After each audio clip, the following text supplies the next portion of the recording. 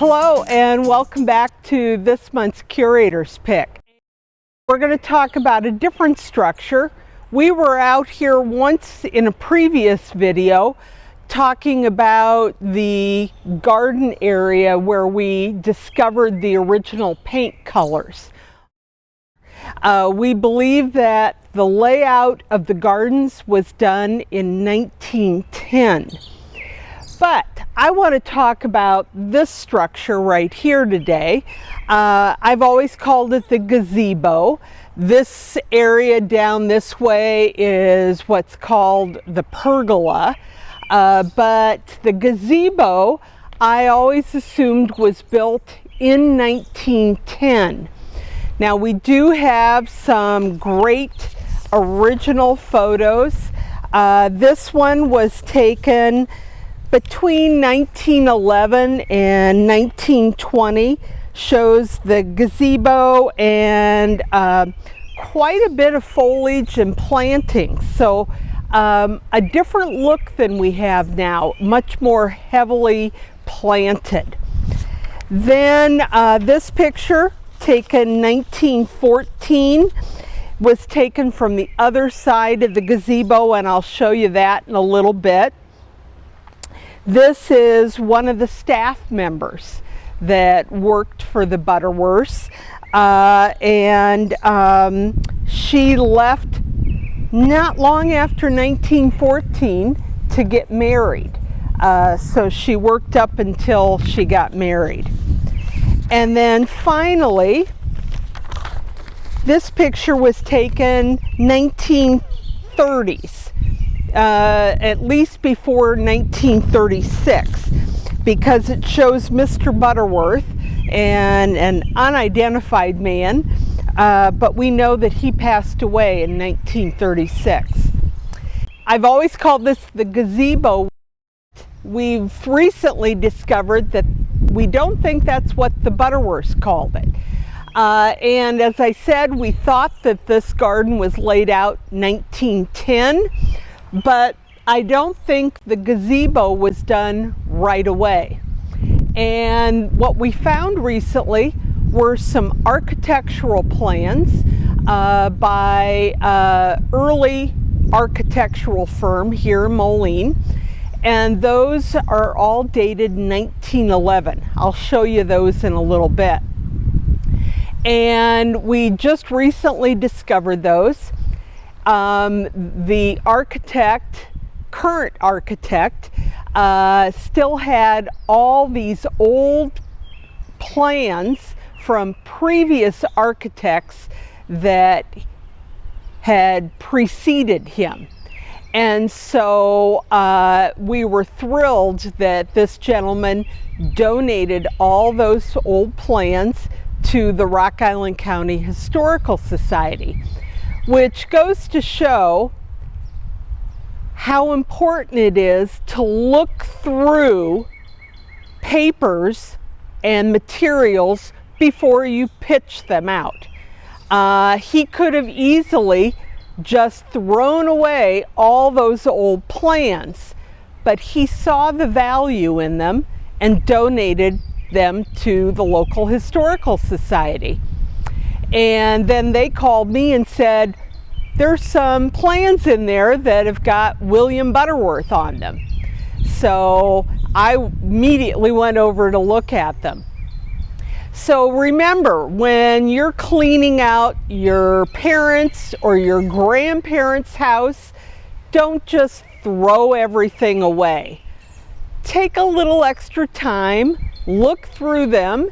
There might be some interesting papers in what they saved over the years that may not be of interest to you or your family, but could be very wonderful for people doing research about earlier periods in your community. So don't just pitch. Look at them, check over them before you throw away. But let's go up closer to the gazebo. I love the tile floor, the brickwork and the stonework, and the ceiling. And then on top of this roof are clay tile roofing. And we did replace that a few years ago. We had quite a bit of broken pieces, so we were lucky we were able to replace it with the same material. It'd be interesting to know what some of these hooks were used for. I guess it's just these two hooks right here.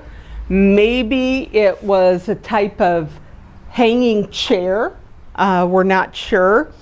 The table, and we do have 4 seats that go with this that are keg shaped.